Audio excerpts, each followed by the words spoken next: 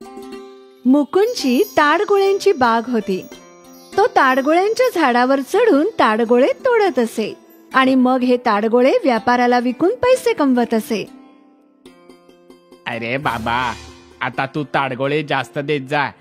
बाजारात ताडगोळ्यांची मागणी वाढली आहे. हो साहेब, उद्यापासून जास्त ताडगोळे आणण्याचा प्रयत्न करतो. ठीक आहे. मुकुंद आणि मयुरीला एक मुलगी होती, मीना. मीना, कुठे आहेस? आता इथेच होती. बहुतेक तिच्या मैत्रिणींसोबत खेळायला गेली असेल. पण तुम्हाला काय काम आहे तिच्याकडे? अगं, तिला ताडगोळे खायचे होते. ए बघ, तिच्यासाठी मी काही खास फ्रेश ताडगोळे आणलेत. तेव्हाच मीना, अरे वा, ताडगोळे, हे सगळे मीच खाणार. हो हो, तुझ्यासाठीच आणले आहेत. आरामात खा. पाऊस असो वा ऊन, मुकुंद प्रत्येक ऋतूत ताडगोळ्यांच्या झाडावर चढत असे. एकदा काय झालं, 2 दिवस सतत पाऊस पडत होता. देव करो आणि हा पाऊस लवकर थांबू दे. आज झाडावर सांभाळून चढा. सगळी झाडे ओली असतील. हो, सांभाळून चढेन. मी नवीन नाहीये त्यात. माहितीये तुम्हाला चढता येतं, पण तरीही काळजी घ्या. हो महाराणीजी, तुम्ही काळजी करू नका. मी हा गेलो आणि हा आलो. ठीक आहे. मुकुंद ताडगोळ्यांच्या झाडावर सांभाळून चढला आणि एक एक करत ताडगोळे पाडू लागला. काही वेळ गेला आणि मग अचानक मीना तिथे पोहोचली. बाबा! मीनाच्या आवाजाने मुकुंदचं लक्ष विचलित झालं आणि तो घसरून थेट खाली पडला. बाबा! मीनाने लगेच काही गावकऱ्यांना हाका मारल्या. सगळे धावत आले. काका, बाबा पडले. गावकरी धावत तिकडे पोहोचले. मुकुंदचं ऑपरेशन केलं गेलं, पण आता तो त्याच्या पायावर कधीच उभा राहू शकत नव्हता. आता काय होणार? आता आपलं घर कसं चालणार? तुम्ही काळजी करू नका. काही ना काही नक्की होईल. त्या देवाने आपल्याला दुःख दिलंय, तर तोच आपल्याला मार्गही दाखवेल. पण कसं? मी तर अपंग झालो आता. हे याच्यापेक्षा मी मेलो असतो तर बरं झालं असतं. असं बोलू नका. तुम्हीच आमचं आयुष्य आहात. मयुरी आणि मुकुंद काळजीत होते की आता त्यांचं पुढील आयुष्य कसं जाईल. काही दिवसांनी मुकुंदला घरी आणलं गेलं. मयुरी आणि मुकुंदने वाचवलेले सगळे पैसे त्यांच्या आजारपणात खर्च झाले. मी काहीतरी काम शोधते. तू घरातलं आणि बाहेरची दोन्ही कामं कशी काय करशील? मी काही ना काहीतरी करेन. एखादे असे काम असेल ना, जे मी या परिस्थितीही करू शकतो. नाही नाही, तुम्ही आराम करा. नाही मयुरी, मी तुझ्यावर असं ओझं नाही बनू शकत. मग या स्थितीत तुम्ही काय करू शकता? काहीतरी नक्कीच असेल. दुसऱ्या दिवशीपासून मयुरीने काम शोधायला सुरुवात केली. ती अनेक दुकान आणि कंपन्यांमध्ये गेली, पण तिला कुठेच काम मिळालं नाही. मला कुठेच काम मिळत नाहीये. मला वाटतं एखादा व्यवसाय करावा. कोणता व्यवसाय? मी तुला काही मदत करू शकतो का? आज बाजारात एक भज्यांचे दुकान पाहिलं. खूप गर्दी होती. मी पण चांगली भजी बनवते ना, मग मी भजी विकली तर? हो, विकू शकेन, पण सगळ्यांना त्याच दुकानातली भजी आवडते. मग तुला जरा वेगळी भजी करावी लागेल ना. म्हणजे कशी? जशी चायनीज भजी असते ना, जी मुलांना खूपच आवडते, तसंच काहीतरी नवीन. तसं काहीतरी. मीना, तू सांग, तुला आणखी काय खायला आवडेल? मला तर मॅगी आवडते. मॅगीची भजी कशी लागतील? मॅगीच्या भज्या सुद्धा बनतात का? हो, ते पण अगदी कुरकुरीत. जा मीना, धावत जा आणि एक पाकिट मॅगी घेऊन ये. मीना मॅगी घ्यायला गेली आणि काही वेळाने 2 मॅगीची पॅकेट घेऊन आली. मीनाने मॅगी उकळली, मग ती सुकवून त्यात काही मसाले घालून तेलात मॅगीची भजी करू लागली. मीना टक लावून आईची मॅगीची भजी पाहत होती. जशी मॅगीची भजी कढईतून बाहेर आली, मीनाने लगेच एक भजी उचलली आणि तोंडात टाकली. अगं अगं गरम आहे, खूप चविष्ट आहे ताई, वा. मीनाने एक मॅगीचा भजा बाबांनाही दिला. हे तर खूपच चविष्ट आहे. हा, मी म्हंटल होतं ना की खूप छान लागतात. ही मॅगीची भजी बाजारात विकली जातील. हो हो, का नाही, हे तर एकदम धमाल करून टाकतील. मयुरीला हे ऐकून आनंद झाला. काही दिवसांनी मयुरी आणि मुकुंदने मिळून बाजारात भज्यांची गाडी लावली. हे काय आहे आंटी? मॅगीची भजी. मॅगीची भजी? हो. मला एक प्लेट द्या. हो हो, घे बाळा. मयुरीने त्या मुलीला मॅगीची भजी दिली. वा, खूप टेस्टी आहेत. आजपर्यंत अशी भजी मी कधीच खाल्ली नाही. त्या मुलीचे पाहून आणखी काही लोकांनी मॅगीची भजी खाल्ली. आंटी, हे तर खूप छान आहे. मुकुंद मॅगीची भजी तळायला मयुरीला मदत करत होता. तो अपंग होता. पहिल्याच दिवशी मयुरी आणि मुकुंदची चांगली कमाई झाली. ते आनंदाने घरी आले. वाटलं नव्हतं एवढी चांगली कमाई होईल म्हणून. या दुःखाच्या काळातही हाच आनंदाचा क्षण आहे. बाबा, तुम्ही काळजी करू नका. आपली सगळी दुःख पळून जातील. तुम्ही पण बरे व्हाल. अख्ख्या कुटुंबाची आता आशा वाढली होती. सगळे मिळून मेहनतीने प्रयत्न करू लागले. त्यांचा मॅगी भजींचा व्यापार चालू लागला. गिऱ्हाईक गर्दी करू लागले आणि त्यासोबतच त्यांची मिळकतही वाढू लागली. मॅगीची भजी लवकरच प्रसिद्ध झाली. त्यांची मिळकत इतकी वाढली की मुकुंदवर चांगले उपचार सुरू झाले. या उपचारांनी आशा आहे की मुकुंदजी चालू शकतील. काही सेट ऑफ सर्जरी करावे लागतील, पण तुमची बॉडी या उपचारांना चांगली साथ देत आहे. ही बातमी अख्ख्या कुटुंबासाठी चांगली होती.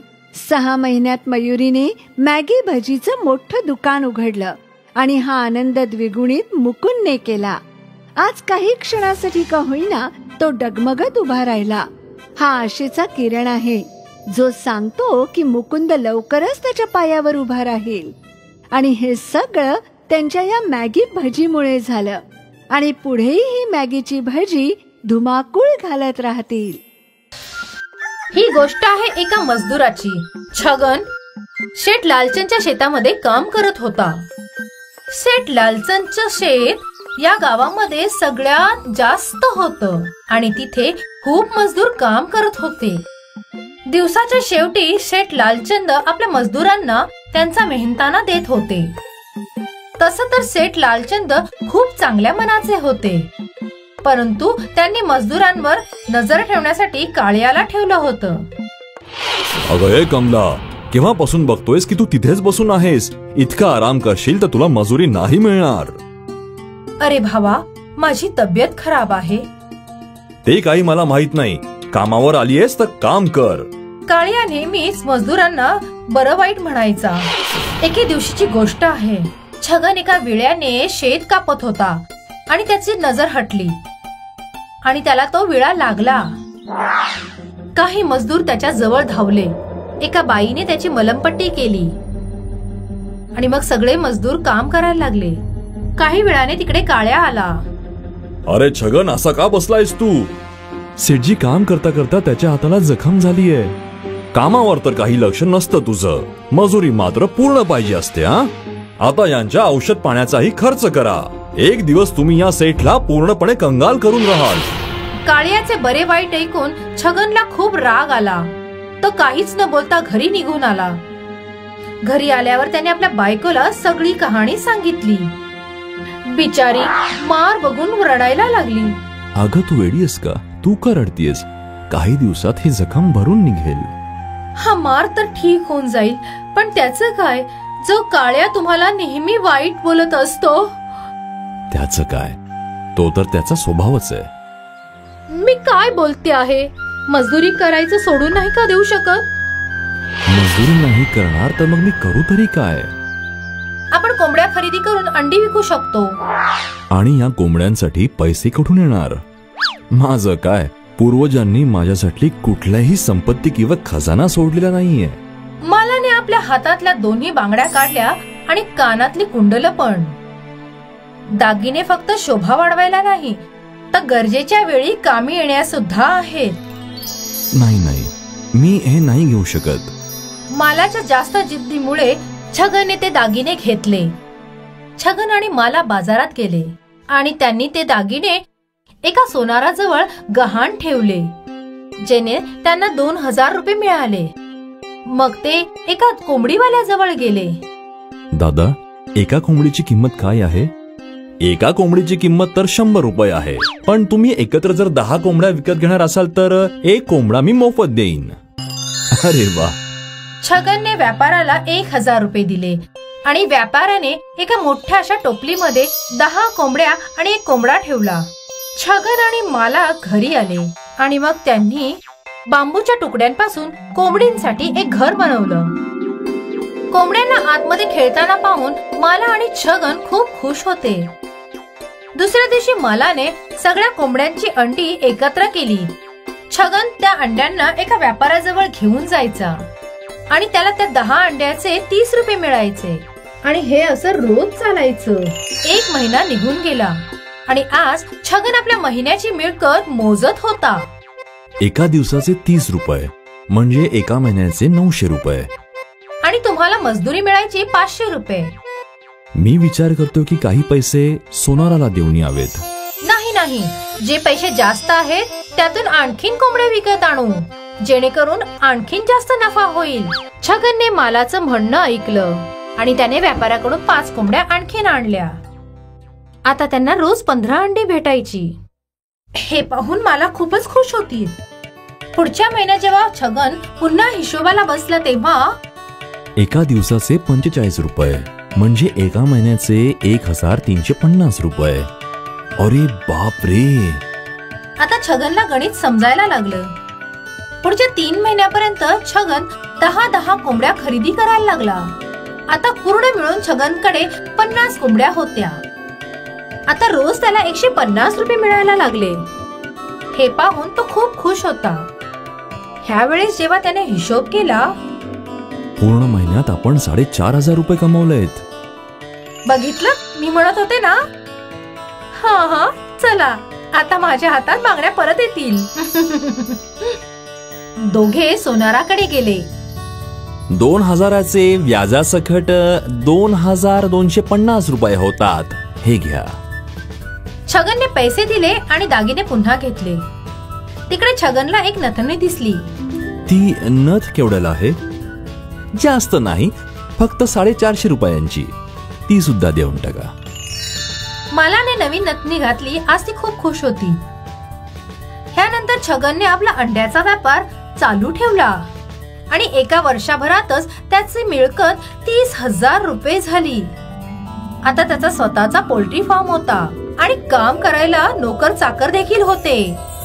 आणि आता त्यांची छोटीशी झोपडी एक मोठा बंगला झाला होता. आता छगन आणि माला आपल्या आयुष्यामध्ये खूप खुश होते. फक्त एका वर्षापूर्वी छगन एक मजदूर होता आणि आता तो एक पोल्ट्री फार्मचा मालक आहे. जर मालाने जिद्द नसती केली तर छगन आज मजदूरच असता. ह्यासाठीच मुलांनो, सफलतेसाठी फक्त एक मोक्याची गरज आहे, जसा छगनला भेटला आणि तो एका वर्षातच सफल झाला. चितमपूर नावाचं एक गाव होतं, जिथे आदित्य पकोडा विकायचा. पावसाळ्याचा वेळ होता. दरवर्षी पावसाळ्यात आदित्यच्या दुकानामध्ये लोक भजी खायसाठी यायचे. एक दिवस खूप जोरात कितामपुरामध्ये पाऊस यायला लागला आणि तेव्हा एक माणूस आदित्यकडे येतो. आदित्य, लवकर दुकान बंद कर आणि निघ. गावामध्ये खूप मोठं वादळ येणार आहे. काय, खरंच? हा बाबा, खरंच. लवकर निघ. आदित्य आपल्या दुकानाला बंद करून गावाच्या बाहेर निघून जातो आणि गावामध्ये जोरदार पावसाच्यामुळे पूर येतो. फक्त मनोजच्या शेताला सोडून इतर सगळ्या गाववाल्यांच्या शेतांची नुकसान होते. गावामध्ये भूकमरीचा वेळ आला होता. तर आम्ही काय खायचं? पुऱ्या गावाच्या शेतांचा तर पूर नुकसान करून गेलाय. काही गोष्ट नाही, तुम्ही सगळे खाण्यासाठी माझ्याकडनं भाजी घेऊ शकतात. फक्त माझ्याच शेतीला या पुरामध्ये काही नाही झालंय. आदित्य आपल्या भज्याच्या दुकानाला एकदा परत गावामध्ये उघडतो, पण त्याच्याकडे भजी बनवायची सामग्री नसते. तर तो मनोज सब्जीवाल्याकडून भाजी घ्यायला जातो. अरे मनोज भाऊ, 3 किलो कांदे द्या ना. काय भाव चालू आहे सध्या कांद्यांचा? 70 रुपये किलो चालू आहे कांद्याचा भाव. काय 70 रुपये? ते पण 1 किलोचे? मनोज भाऊ, हे चुकीचं आहे. तुम्हाला माहिती आहे की गावाची स्थिती काय चालू आहे. लोकांना घरामध्ये खायला जेवण नाहीये आणि त्यांचं शेत सुद्धा सगळं उद्ध्वस्त झालंय. त्यांचं कमवायचं स्रोत सुद्धा शेतच होतं. यावेळी लोकांच्या मदतीशिवाय तुम्ही त्यांना लुटायला लागलायत. अरे आदित्य, तू तुझं पोट भर ना. तुझ्या मागे पुढे तर कोणी नाहीये. तू एवढं लोकांबद्दल काय विचार करत आहेस? चुकीचं आहे, खूप चुकीचं आहे हे मनोज. आदित्य लोकांच्या नुकसान झालेल्या शेतांना पाहतो आणि बोलतो, एक वेळ होती जेव्हा हे सगळ्या लोकांचं कमवायचं साधन असायचं आणि आता हे सगळं एका वाळवंटासारखं लागत आहे. हा पूर यांच्या वर्षांच्या मेहनतीला घेऊन बुडून गेला. गावामध्ये भूकमारी चालू आहे, लोक आजारी पडत आहेत आणि मी नेहमीसारखं आज सुद्धा काही करू शकत नाहीये. मी काही कामाचा नाही राहिलोय. आदित्य गावाच्या परिस्थितीला बघून खूप उदास होता. तेव्हा त्या नुकसान झालेल्या शेताच्या समोर एक चमत्कारी माणूस प्रकट होतो. मी समुद्राचा राजा आहे.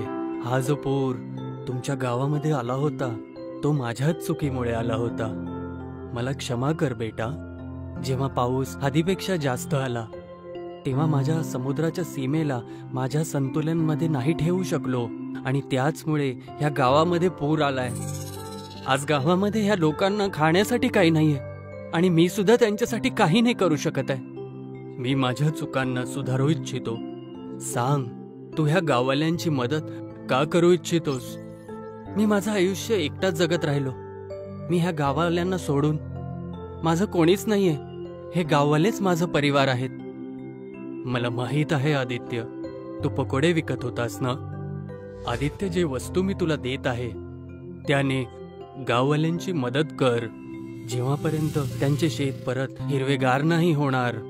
समुद्र लोकाचा राजा हात पुढे करतो आणि त्याच्या हातामध्ये एक कढई येते आणि राजा ती कढई आदित्यच्या हातामध्ये देतो.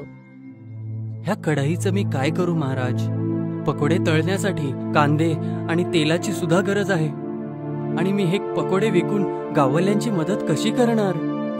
ही अशी तशी कढई नाहीये. याच्यामध्ये तुला तेलाची गरज नाही पडणार. त्याच्यामध्ये तू पाणी टाक आणि कुठल्याही भाजीची गरज नाही पडणार. पुरामध्ये आलेल्या दगडांना यामध्ये टाक, ते पकोडे बनून जातील. आदित्य ती कढई घेऊन आपल्या घरी निघून जातो आणि त्या कढईमध्ये पाणी ओततो आणि मग त्याच्या आत दगड टाकतो. ती दगड थोड्या वेळानंतर भजींमध्ये परिवर्तित होतात. हे तर खरंच पकोड्यामध्ये बदलले. मी उद्यापासूनच हे गाववाल्यांना विकायला चालू करतो, ते सुद्धा एकदम कमी दामामध्ये. आदित्य गावामध्ये भजी विकायला सुरुवात करतो. तेव्हा तिथे एक माणूस त्याच्या जवळ भजी खाण्यासाठी येतो. मला थोडे पकोडे दे ना बेटा. माझी एक छोटी मुलगी आहे, तिने खूप दिवसापासून काही नाही खाल्लंय. तिची तब्येत सुद्धा ठीक नाहीये. बेटा, थोडं खाण्यासाठी पकोडे देतोस? बिलकुल चिंता नका करू, मी आत्ता देतो. आणि याचे पैसे द्यायची सुद्धा तुम्हाला काही गरज नाहीये. बस तुम्ही तुमचं आणि तुमच्या मुलीवरती लक्ष ठेवा. आणि हे घ्या, याला आता इथेच खाऊन घ्या. जसंच तो माणूस त्या भजींना खातो तर असं वाटतं जसं त्याच्यामध्ये एक नवीन प्राण आले आहेत. तो खातानाच एकदम दुरुस्त होऊन जातो. हे तर चमत्कारी पकोडे आहेत. याला खाल्ल्यानंतर माझ्या पाठीचं दुखणंच बंद झालं आणि आता मला तंदुरुस्त झाल्यासारखं वाटत आहे. हे जादूचे पकोडे आहेत. याला मी दगडांपासून बनवलं आहे. याला खाऊन लोकांचं आजारपण पण दूर होणार आहे. आदित्य त्या माणसाला सगळं काही सांगतो आणि हळूहळू करून सगळेजण आदित्यचे भजी खाण्यासाठी यायला सुरुवात करतात. जो काही आजारी होता त्याचे सर्व रोग भजी खाऊन बरे व्हायला लागले होते. हे भजी तर खूपच स्वादिष्ट आहेत. जेवढं खाऊ तेवढं कमीच वाटतं, मन भरतच नाही. हो, बरोबर बोलत आहे. आणि अजून तर अजून माझ्या मुलीची तब्येत सुद्धा ठीक केली आहे. आदित्य, मी तुझा खूप आभारी आहे. अशा अवघड वेळी तू ह्या गावाला खूपच साथ दिलेली आहेस. गावामध्ये सगळीकडे फक्त आदित्यच्या जादुई भजींची चर्चा होत होती. हे सगळं पाहून मनोजला अजिबात नाही आवडत. आता या लोकांना काय झालंय? कोणी माझ्याकडनं भाजीच विकत घेत नाहीये. सगळे त्या आदित्यच्या पकोड्यामुळे विचार केला होता की नवीन बंगला खरेदी करेल, पण हे आदित्यनं माझे सगळे स्वप्न तोडून टाकले. मला लवकरच याचं काही ना काहीतरी करावंच लागेल. मनोज मनातल्या मनात एक योजना बनवायला लागतो. तेव्हा त्याच्या समोर गावाचे प्रधान येतात. आता तरी भाजी जरा कमी भावामध्ये विकायला चालू कर मनोज, नाहीतर तुझं नवीन दुकान बुडून जाईल आणि त्यातून कधी बाहेर नाही येऊ शकणार आणि नंतर यातून तू सांभाळू शकणार नाही स्वतःला. गावाची स्थिती आता वेळेनुसार बरोबर होत चाललीये आणि भूकमारी जी होती ती आदित्यने नीट करून टाकलीये. तुम्ही बरोबर बोलत आहात प्रधानजी, पण हे जादूचे पकोडे आदित्य बनवतो तरी कसे आहे? त्याला समुद्राच्या राजाने एक कढई दिली होती, ज्याच्यामध्ये दगड टाकला की ते पकोड्यामध्ये बदलून जातात आणि अजून तर अजून त्यामध्ये तेल टाकायची गरज पण नाही पडत. मी तर विचार करत आहे गाववाल्यांच्या सहमतीने या गावाचं नाव पकोडा गाव ठेवून देऊ. शेवटी आम्हाला पकोड्यांनी तर जिवंत ठेवलंय. असं बोलून तो तिथून निघून जातो. जेव्हा आदित्य आपल्या दुकानाला बंद करायला जात होता तेव्हा तिथे मनोज येतो. आदित्य, मी आता बघितलं की समुद्राच्या किनाऱ्यावरती एक मुलगा फसलाय. मला पोहायला नाही येत. मला असं वाटतंय तू त्याला वाचवून घे. अच्छा, ठीक आहे, मी आत्ता चालला जातो. आदित्य ताबडतोब समुद्राकडे पळून जातो आणि मनोज स्वतःला बोलतो, हा तर खरंच मूर्खाच निघाला. आता मी याच्या दुकानातून ती कढई चोरून घेईल. मग कोण बनवतं जादुई पकोडे मी तर बघतोच. मनोज ती कढई डोक्यावर ठेवून जायला लागतो. तेव्हा एक मोठा प्रकाश त्याला दिसायला लागतो आणि त्याच्या डोक्यातून ती कढई खालती पडून जाते. हे कसला उजेड आहे? तेव्हा तिथे तो समुद्राचा राजा प्रकट होतो. आपल्या स्वतःला सांभाळ आणि बघ, मी जे तुला दाखवत आहे. एक मुलगा होता जो किटामपुरामध्येच राहत होता. तो दिवस रात्र लोकांच्या मदतीमध्येच लागलेला असायचा. मावशी द्या, मी हे ओझं तुमचं उचलतो. तो त्या म्हाताऱ्या आईची मदत करतो. त्याचं सामान तो घरापर्यंत पोहोचवून देतो. त्याच्याजवळ खायला सुद्धा काही नाहीये. काही दिवसांपर्यंत तो फक्त समुद्राच्या तटावरती असतो, बिना काही खाता. त्याच्यासोबत कोणी बोलायला नसतं. तेव्हा तो कुत्र्यांसोबत बोलायचा, पण तो मुलगा नेहमी हसत राहायचा. आज तर खूप जास्त जेवण मला मिळालं, पण मी एकटाच खाऊन माझं का पोट भरू? चला, मी माझ्या मित्रांसोबत आपलं जेवण मिळून वाटून खाईल. जोरात पावसामुळे त्याच्या डोक्यावर छत सुद्धा नव्हतं, पण मी त्याला कधीच तुटताना नाही पाहिलं. आणि जेव्हाही कुठल्या गाववाल्याची मदत करायची वेळ आली तर तेव्हा मी कधीच त्याला नाही म्हणताना नाही ऐकलंय.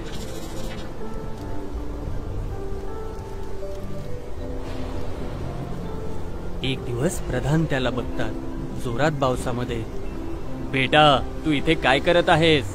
मी गाववाल्यांकडून तुझ्याबद्दल खूप काही ऐकलंय की तू गाववाल्यांची खूप मदत करतोस.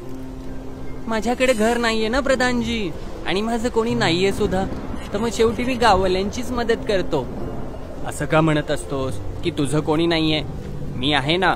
मला आजपासून तुझ्या वडिलांसारखं समज बेटा. चल सांग, तुला काय चांगलं आवडतं खायला? हो, मला पकोडे खायला खूप आवडतं. ही गोष्ट आदित्यची आहे, ज्याच्याकडे काहीच नव्हतं आणि जे काही होतं त्याने सुद्धा तो लोकांची मदतच करत होता. आणि इथे तू आहेस, ज्याच्याकडे सगळं आहे पण कोणाचीच मदत नाही करत आहेस. मला माफ करा महाराज. जेव्हा सगळ्यांचे शेत आणि सगळे व्यवस्थित होतील, तुझेच फक्त बुडून जातील. जेव्हाही या गावामध्ये पाऊस येईल, तुझी जमीन आणि शेत नष्ट होऊन जातील आणि त्या गाववाल्यांचे शेत एका नवीन सकाळी सारखे खुलून उठतील. मनोज निराश होऊन तिथून निघून जातो. आदित्य पण आपल्या दुकानावर परत येतो आणि भजी विकायला सुरुवात करतो. आणि प्रधान पूर्ण गाववाल्यांच्या सहमतीने गावाचं नाव कितांपुरा गाव सोडून पकोडा गाव म्हणून ठेवतात.